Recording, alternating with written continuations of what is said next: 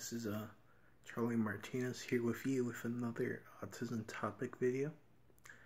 Today I want to talk about a personal subject, which would be my autism story, the journey of my life, of how I figured out I'm on the autism spectrum, which is quite a story.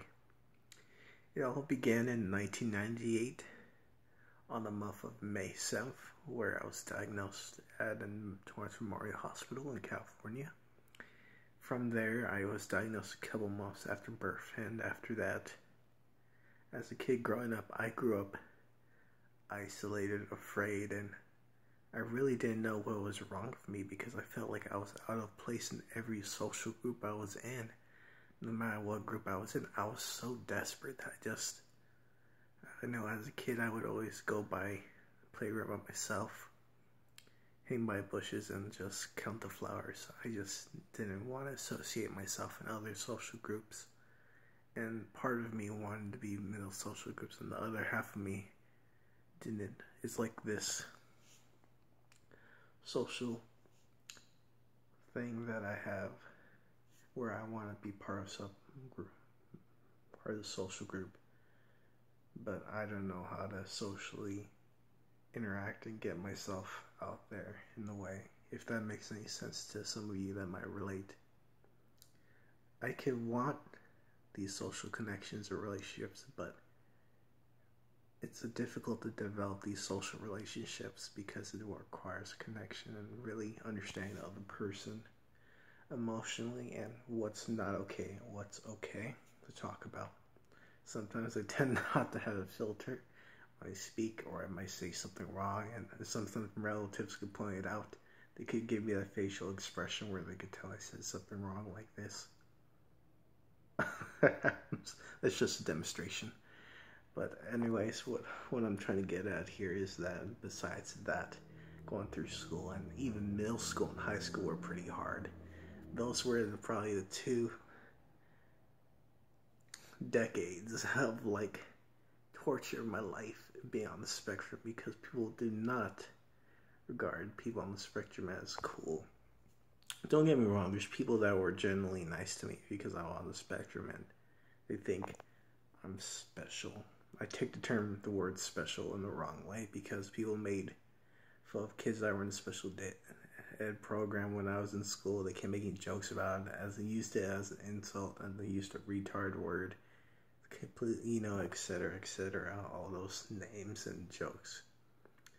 But overall, I got through.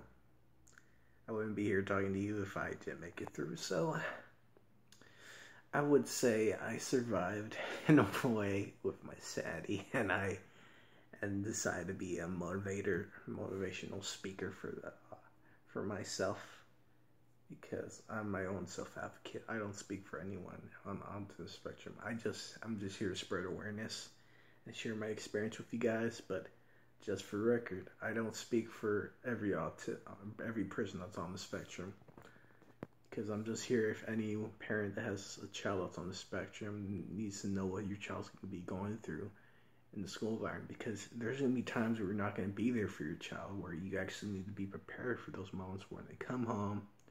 They might be scared, might be crawling up in their bed, crying, and there's going to be moments where they emotionally break up, but they don't know how to communicate that with you. So you really need to develop a form of understanding with your child and really gaining interest into what they wanted, what they like, or what they want to do with their lives, because you really got to invest your time and effort in your child, because that's the only way they're going to succeed in life. Because they're going to have to work harder than anyone else in the room because of their minor difficulties with socialization and processing, if they ever have these issues in regards to autism. But that's up to the parents, and I have a really high hopes that this generation is really, and they're heading towards a good direction, towards change. So all I gotta say is that despite my struggles and rejection throughout the past and all these bad experiences, there are good ones too. there are generally good people. Just because you've met the wrong ones doesn't mean there's no good people left. It might be cheesy when I say this, but there are good people and there's bad people. But overall, we shouldn't let these bad or good experiences change the way we are as people or our personality.